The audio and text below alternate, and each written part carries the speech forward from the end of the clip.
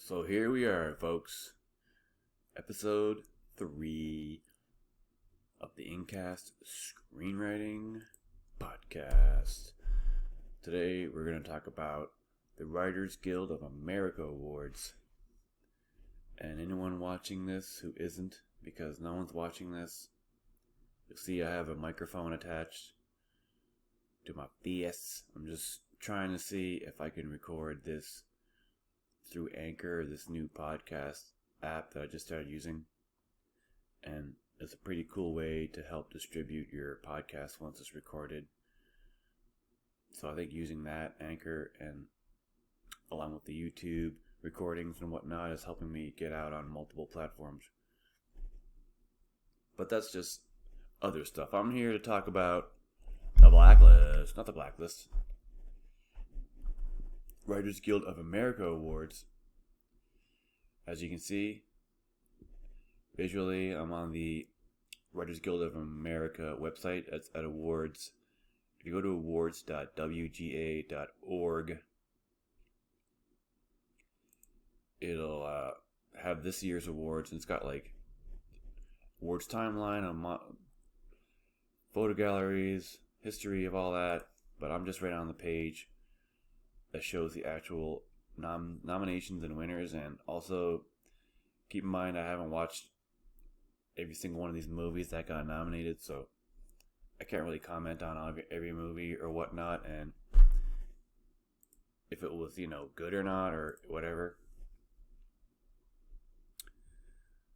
So the nominees for original screenplay, best original screenplay nominees: 1917, written by Sam Mendes and Christy Wilson Cairns.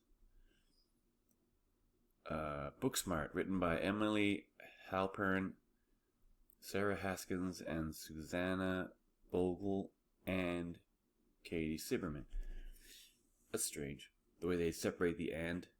It's like Emily and Sarah, then it's like and Susanna Fogel and Katie Silberman. That's like what happens when multiple people write a script, I guess.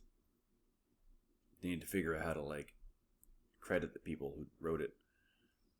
And next nomination, Knives Out, written by Ryan Johnson. Just one person. It's always nice to see one person on a script as opposed to four.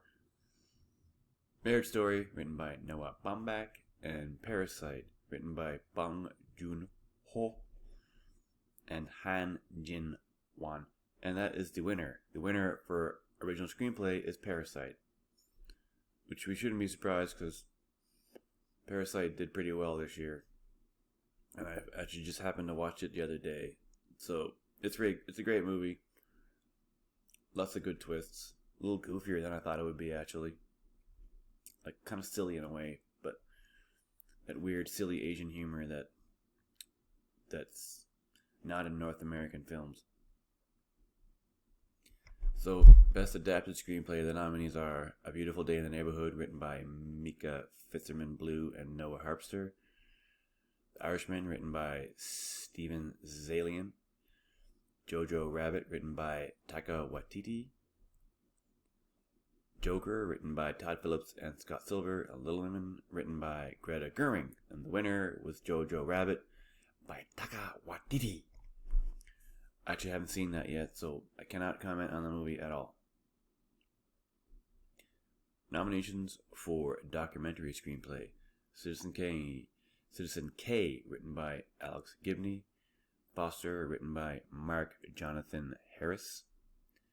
The Inventor, Out for Blood in Silicon Valley, written by Alex Gibney, and that one was the winner. The other two nominations: Joseph Pulitzer, Voice of the People, written by Robert Sedman and Oren Rudavsky, and The Kingmaker, written by Lauren Greenfeld. The winner of that category was The Inventor.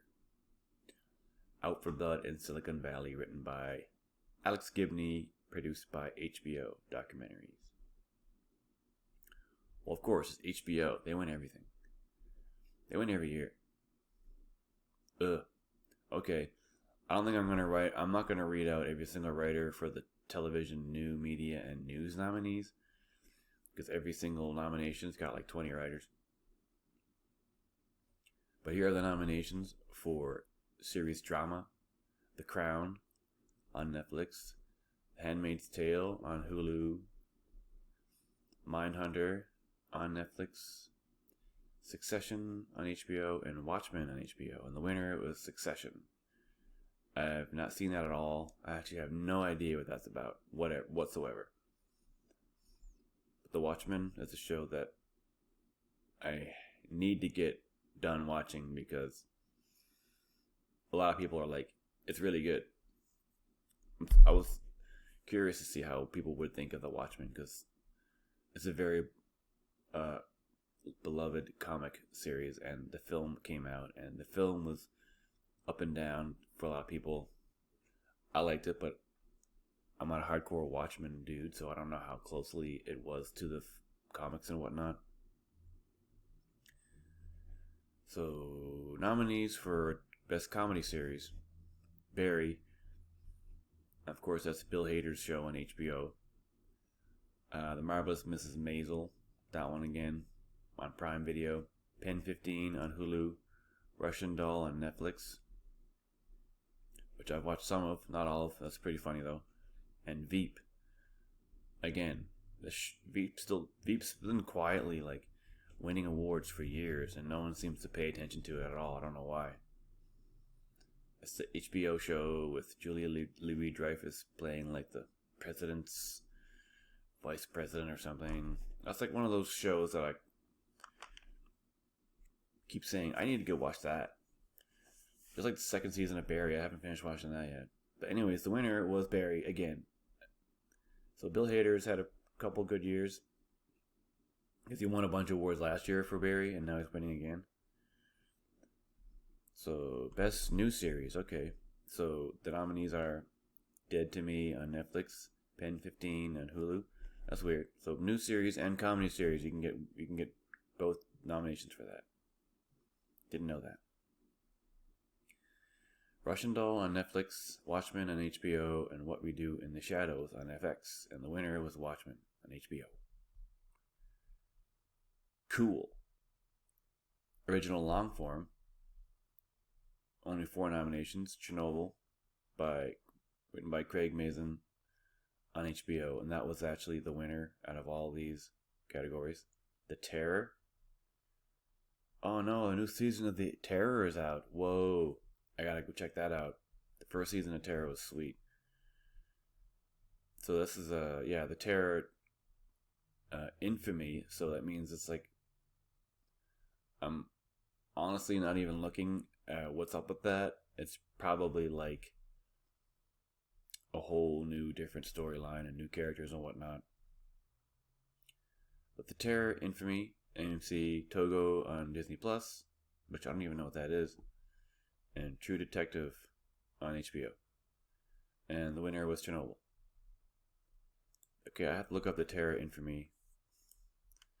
Now that's another show I need to add to my huge list of shows I need to get through. Because I remember the first season of Terror was 2018, and it's like frustrating now to try to like, I don't know, it's almost too hard to try to be a person that wants to continue to stay up on shows. Because like, if you're like someone like me, I usually almost to the point where I wait for the season to be over, then I just watch it all in one big block. It's all because of Netflix. It ruined everyone's life. Okay, adapted long form. El Camino, a Breaking Bad movie, which was fucking terrible. And that didn't win, thank God. That movie was a slap in the face to every Breaking Bad fan in the world. Foss Verdon. Don't really know what that is. Foss/Verdon is the name of the title. And that's an FX show. Loudest Voice. Based on Showtime, and Unbelievable is on Netflix, and the winner was Foss Verdon from FX, and I have no idea what that's about. Original short form, no media. There's only 2 nominations. Ever After on Prime, and Special on Netflix, and Special was the winner. Animation. Weird. So I thought So this is like animation, but it's like an episode of a certain specific show. And it's funny because it's interesting that still after all these years, The Simpsons still gets lots of nominations and they win. So Bed Bob and Beyond from Bob's Burgers, Gene Mile from Bob's Burgers, Go Big or Go Homer, The Simpsons, A Horse Walks into a Rehab, BoJack Horseman, Livin' La Pura Vida, Simpsons, Thanksgiving of Horror, The Simpsons, and the winner was Thanksgiving of Horror. So see, The Simpsons are still winning things. Like, a million years later, it's still winning shit. Like, our show's been around for, like, longer than any show ever now, basically. Ooh, episodic drama. The nominations are 407 Proxy Authentication Required, Mr. Robot. Amazing show, Mr. Robot is amazing. A Good Man is Hard to Find, Ray Donovan, Mirror Mirror, The OA. Is there a new season of The OA out now? I don't know. Moondust from The Crown. Our Little Island Girl, This Is Us, Turn Haven. Succession, which was the winner. Episodic comedy, Here's Where We Get Off, Orange is the New Black. Is Comedy or Cabbage, The Marvelous Mrs. Maisel. Nice Knowing You, Living with Yourself. Pilot of Dead to Me, which is a Netflix show, and that was the one that was actually the winner. The Stinker Thinker for On Becoming a God in Central Florida, and Veep. Wow, really? The show is called Veep, and you wrote an episode called Veep. Give me a break. The show's been on for that long, and you only now decide to title an episode after the name of your show? That's weird. Alright, comedy, variety talk shows, and the nominees are Conan on TBS, Full Frontal with Samantha Bee on TBS. Is all TBS just talk shows now or something? I don't know. Last Week Tonight with John Ottoball on HBO, and that was the actual winner. The other nominees are Late Night with Seth Meyers, boring. Late Late Show with James Corden, and The Late Show with Stephen Colbert. Everyone's just late. Comedy variety specials, Desi Liddick Abroad, some Comedy Central thing. Full Frontal with Samantha Bee presents Not the White House Correspondents' Dinner Part 2. And that was actually the winner. The Late Show Carpool Karaoke, blah, blah, blah, blah, blah. From James Corden, whatever. Rami Youssef, Feelings, written by Rami, I don't know. Okay. I'm getting out of, control here, because it's weird. Nominees. Comedy, variety, sketch series. At Home with Amy Sedaris. True TV. What is that? I Think You Should Leave. Yeah, that one won. Oh my god, I'm actually glad that one won because oh my F, is that ever funny? I Think You Should Leave with Tim Robinson on Netflix is the winner. It's funny because that won and it was every episode was 20 minutes long, if even. And then Saturday Night Live, of course, because Saturday Night Live gets nominated every single year and sometimes it still wins. This year it did not. It's funny though. Think some Netflix show that was 10 episodes about 20 minutes long still beat out Saturday Night Live. I guess it shouldn't matter. Quiz and audience participation. So these TV shows are getting nominated. They have an actual category for quiz and audience shows. Are You Smarter Than a Fifth Grader? On Nickelodeon, and that was actually the winner. Hollywood Game Night, NBC, Jeopardy, still, of course, ABC, and Who Wants to Be a Millionaire on ABC. Daytime drama, Days of Our Lives, General Hospital, Young and the Restless. Basically, the three kings of daytime soap operas are still the kings, and the winner was Young and the Restless. Children's episodic long form and specials. It's Just Weird on Netflix. Oh, from Alexa and Katie. Remember Black Elvis from Family Reunion on Netflix? And that was the actual winner. Again, this is the children's episodic long form and specials. Remember how this all started on Family Reunion, Netflix? Stupid Binder, Alexa and Katie on Netflix. Time to make my move.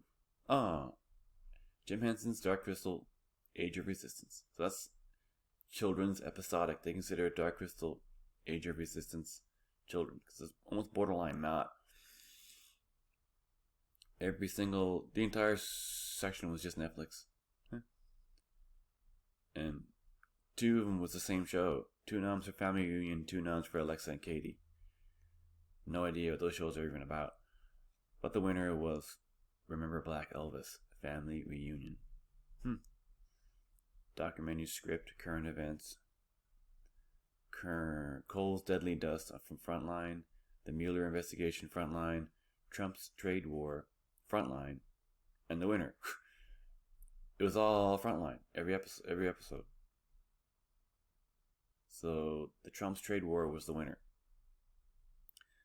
Documentary script, not current events. Chasing the Moon Part 1. A Place Beyond the Sky.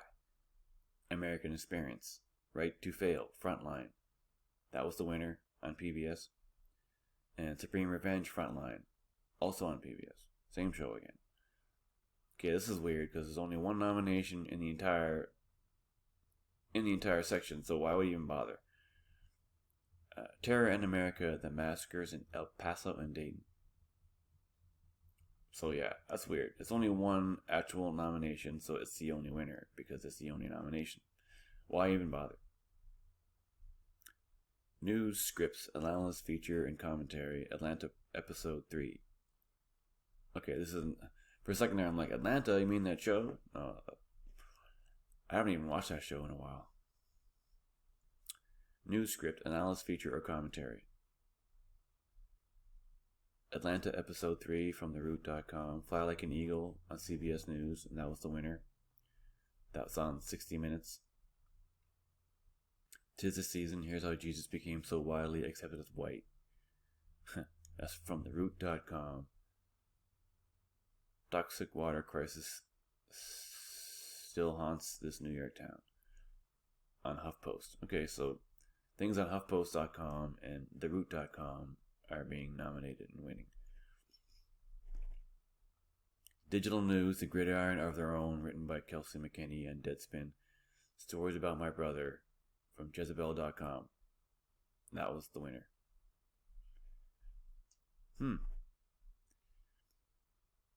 Radio, audio nominees. So these are like actual radio, or is it podcasts? I don't know.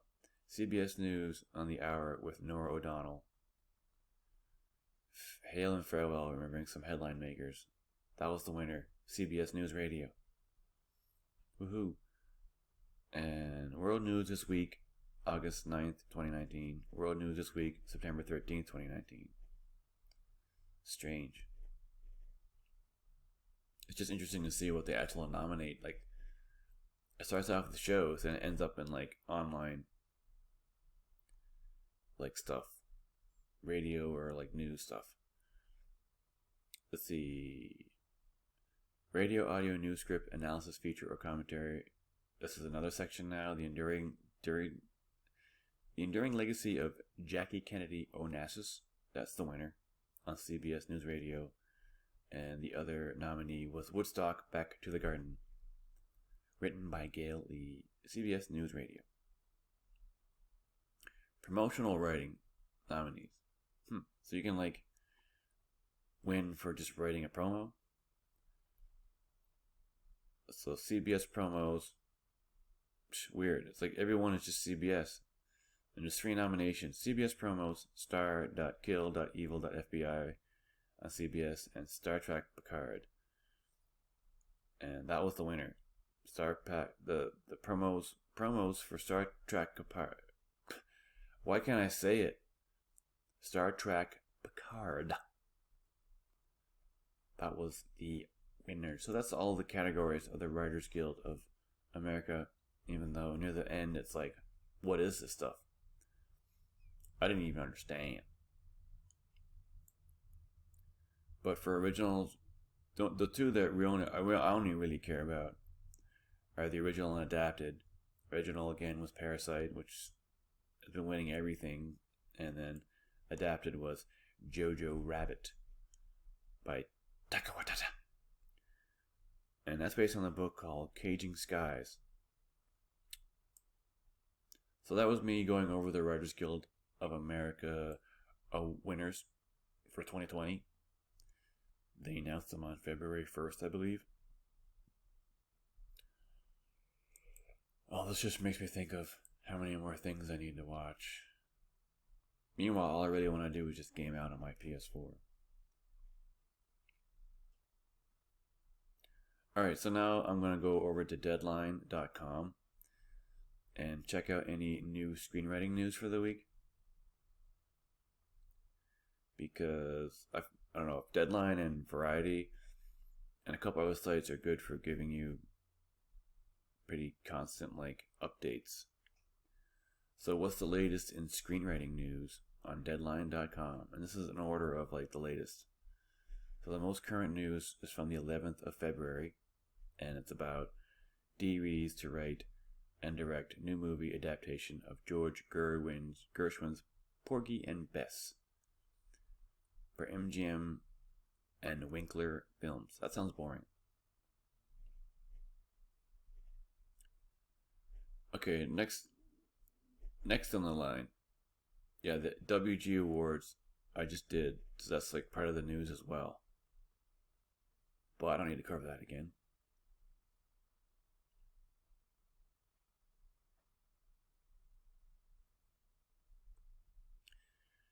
Let's see, the second piece of news. Julian Fellows to pen script for The Wind and the Willows movie.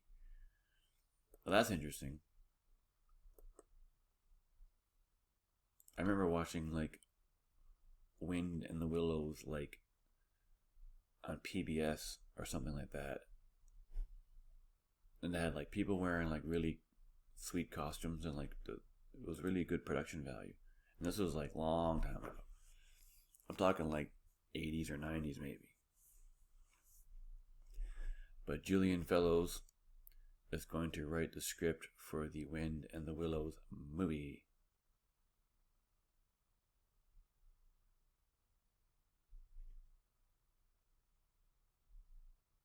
Downton Abbey creator Julia Fellows has been set to write the screenplay for The Wind and the Willows, a feature adaptation of Kenneth Grahame's classic English tale. Ray Griggs is aboard to direct the project, which will be shot at Peter Jackson's Stone Street Studios in Wellington, New Zealand. Well, of course, Jackson's Weta Digital is handling the CGI of the mole, rat, toad, and badger.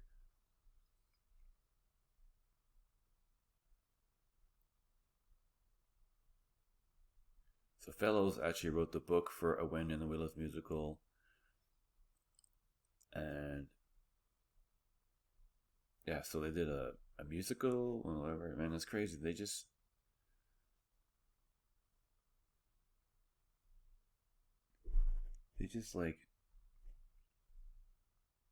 turn everything into everything. I didn't know The Wind in the Willows was a musical, but now of course it is.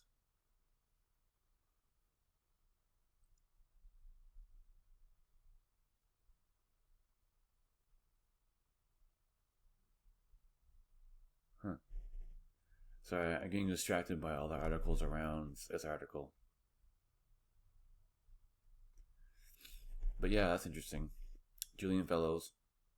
I didn't know he was the guy that created Downton Abbey because I've never seen that show. But I don't know. He's the creator of the show and he's going to almost pen a screenplay after being a showrunner. Is interesting because it's almost kind of a step back in a way, just because being a showrunner is the best job you could have as a screenwriter. So Deadline, yeah, they're just talking about the WGA. I'm just looking for anything interesting to talk about. Okay, here we go. Lionsgate buying graphic novel horror mimetic for the Batman. Co-writer Mattson Tomlin to script.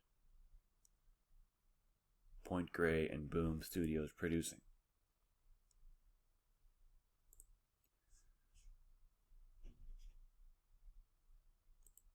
So let's see. So it's something to do with the Batman, but I don't think it's actually. I think they're just using the Batman as a hook to get people interested in reading this or something. Let's see. Lionsgate buying graphic horror novel mimetic for the Batman. Oh, they're buying a book. So Lionsgate bought a book called Mimetic. And some guy named the co-writer Mattson Tomlin to script. So they're just using the Batman because that's... So the Batman script is already written. Alright, so Lionsgate has landed the feature spec Mimetic from Mattson Tomlin, who co-wrote the Batman script with director Matt Reeves, based on the Boom Studios graphic novel of the same name by James Tynion and Eric Donovan. The project was brought to Lionsgate by Point Grey's Seth Rogen. Well, of course. Evan Goldberg, obviously.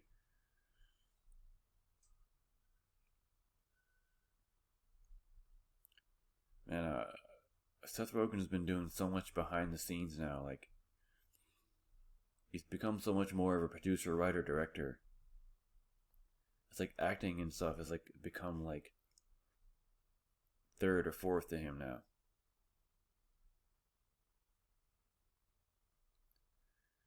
In Mimetic, all hell breaks loose when a mysterious meme goes viral in a college campus. Making anyone who sees it turn obsessive and violent as the meme spreads and grows out of control. A ragtag group of students must risk everything in order to survive the viral outbreak and try to stop it. Well, that's not at all what I thought it would. What I thought that would be, something called mimetic, but that's interesting. I like the idea. Obviously, because memes are hugely popular now. And although I hate the use of the word ragtag, please stop using ragtag or say that they must risk everything. It's just so overused. Yeah, so Point Grey is coming off the success of Good Boys, which grossed $110 million off a $20 million budget. Okay, so Point Grey, and they also did The Boys on Amazon Prime, which was a great show. Whoa. That's cool, though. Mattson Tomlin, after doing the Batman, did a rewrite of Mega Man. See, everyone's trying to get video games off the ground. Like, they just did Sonic, and that did it pretty good. They had Pikachu last year. They want to do a Mega Man game. I'm telling you, video game movies are gonna blow up. A couple more years, and they're gonna blow up. I'm telling you right now. Listen to my show. 2 years from now, you'll be like, man, Tim was right. Video game movies are everywhere now. What's the MCU? I don't even know. It's the VCU. Video game universe, whatever. The VGU. Video game universe.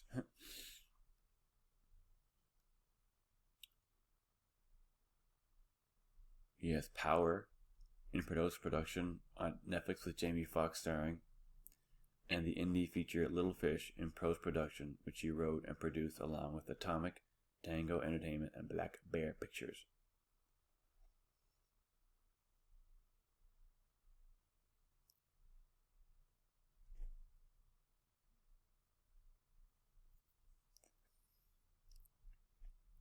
So this Tomlin dude's busy. He's like writing Batman, writing Mega Man.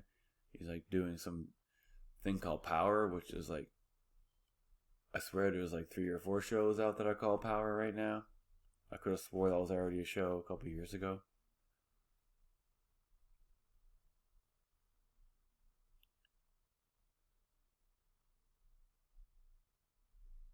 Alright, so that's that news. I want to like.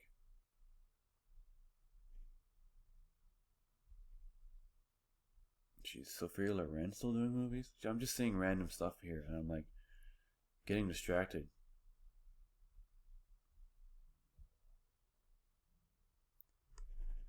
There's some news about like Harvey Keitel's trials and stuff along the side here, so I'm just trying to like not read that and get distracted by it because I want to follow the news of screenwriting.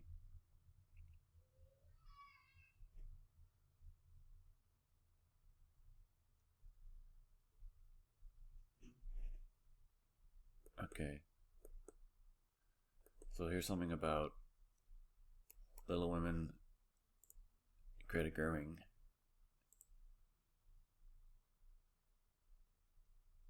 So there's something here about winning an award. Greta Gerwig won a writing award at the USC Scripter Awards, which I didn't even know was a thing.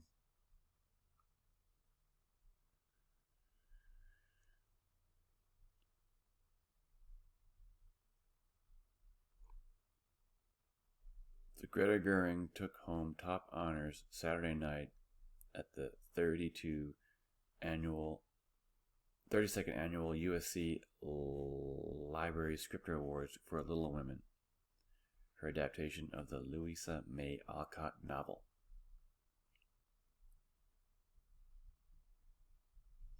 Well, this is old news because, yeah, it mentions here in the article that she... Yeah, well, that's interesting. I'll get to that part. Little Women is the book of my life. Reading and rereading this book made me the woman I am today, Gerwig said. This is extraordinary. I am very honored. I didn't attend USC, but I truly love this library. I never heard of the Scripter Awards, so it's like the actual university gives out their own awards.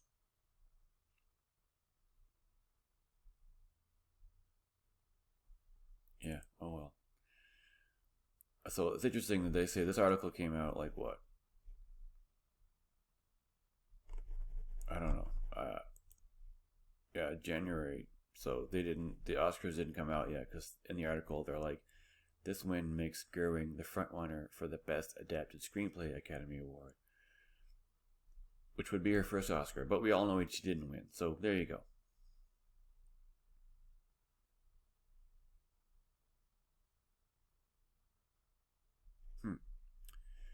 Also, they talk about in the TV category, the scripter went to Phoebe Waller-Bridge for the first episode of Amazon Prime's Fleabag, based on her play. Oh yeah, I've never seen Fleabag. I keep hearing about it though. I feel like I should watch that.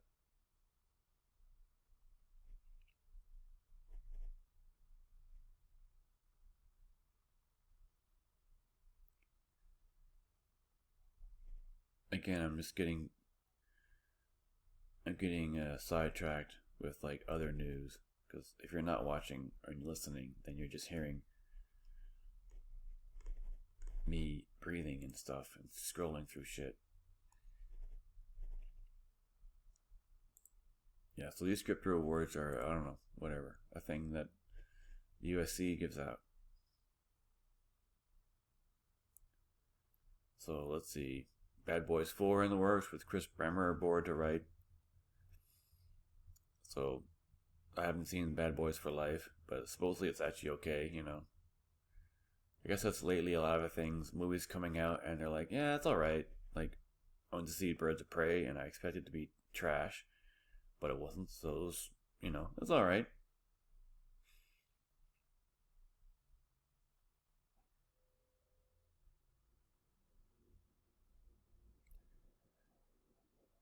So what's this? There's something here about the Joker. The wild ride of Hollywood's wildcard success continues. I don't know, is Joker considered a wild card? I guess. let's see.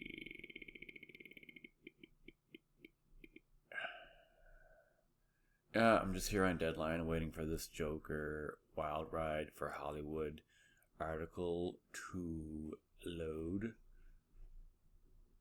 So this is an article from January 12th. So this is back before an interview with Anderson Cooper and Joaquin Phoenix. It says it will cap a seriously strong 7-day run. And again, this is like a week after Phoenix won the Globe for Best Actor, and we also know that he officially won the Oscar as well, which is pretty tight. For his darkly hypnotic performance in The Joker. Yes, and also won for Best Original Score. Over the next 3 days, Joker built more trophy momentum by adding 11 BAFTA nominations, the most for any film this year, a PGA nomination as one of the 10 films vying for the Daryl F. Zanuck Award, and a WGA nomination for the Remarkable Script, written by Phillips and Scott Silver. Someone says it's remarkable. I don't know. The controversial movie's resonance isn't limited to the Hollywood award circuit either. Joker was released 101 days ago amid anxieties about its malevolent imagery. But that only added to the edgy aura of the film that promised to reframe the origin story of the Joker, the most iconic supervillain in comic book history. And a screen character who's already rivaled Hannibal Lecter, Michael Myers, and Norman Bates among Hollywood's most celebrated homicidal maniacs. The result? Joker now stands as the first billion-dollar rated movie in box office history. That is crazy. Joker also continued to burrow into the zeitgeist in fascinating ways. This past week, for instance, Burger King premiered a new commercial spoofing the film's signature scene on the Bronx stairs. The quirky ad offers free Whoppers to New Yorkers for putting up with all the tourists now flocking to the landmark to reenact Phoenix's precarious, stereotyping jig. Really? They're going to give free Whoppers to anyone who's annoyed by people doing that? How do they know? You walk in and say, yeah, I just saw someone dancing on the stairs. I'm annoyed. Here's your free Whopper. I don't get how that works. I could just walk in and be like, yeah, I'm annoyed. Here's your Whopper.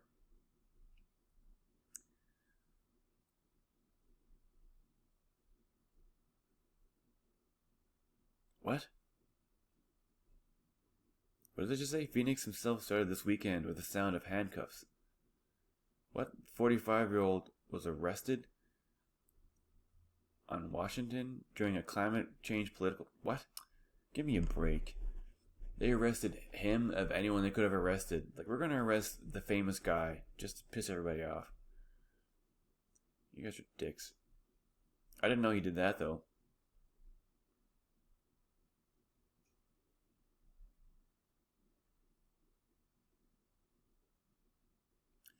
That's confusing. They just use the word native twice in the same paragraph, and I'm like, what do you mean? Phoenix himself started this weekend with the sound of handcuffs. The 45-year-old native was arrested Friday in Washington, D.C. during a climate change political protest.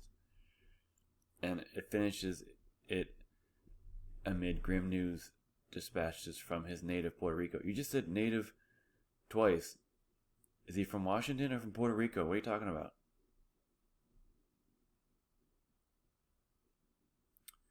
Yeah, so they're just talking more about the Oscar nominations, which at this point in the article he hadn't won yet. They talk a little bit about the two, but Joker 2, but I don't know. Doesn't sound like they want to do a sequel. And they probably will. I mean, they probably will be forced to do a sequel. It made $1 billion, so now they have to do a sequel. Like, what are you going to do, right? It's a long article. I just wanted to read about.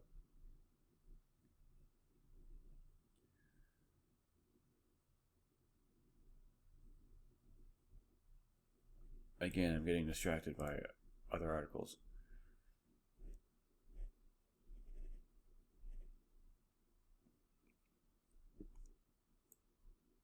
Alright, well, I'm just covering the screenwriting news that's happened recently.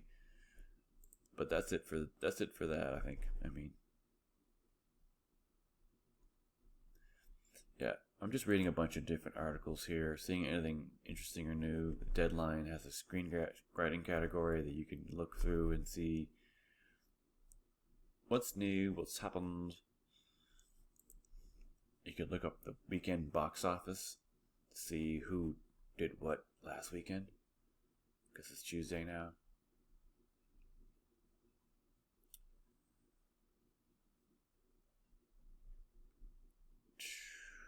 Top 10 domestic films through February 10th.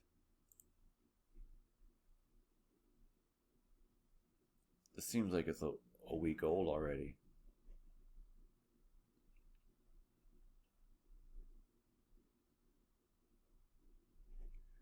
Yeah, it's interesting with Sonic the Hedgehog came out last weekend. And it hit 70 million in 4 days. It's the best domestic opening for a video game property ever. Because video game movies are going to start becoming a big thing, I'm telling you. It's already made over 100 million worldwide.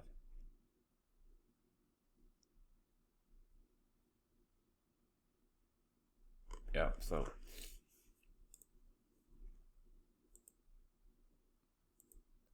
what else? Nope, nothing else that I can talk about today. I just wanted to cover the current news about anything. I need to come up with better episode ideas, like an actual idea that I could focus on for an entire episode, instead of just reading stuff that I see online. But I wanted to do another episode. Tuesday is a good day of the week to do it.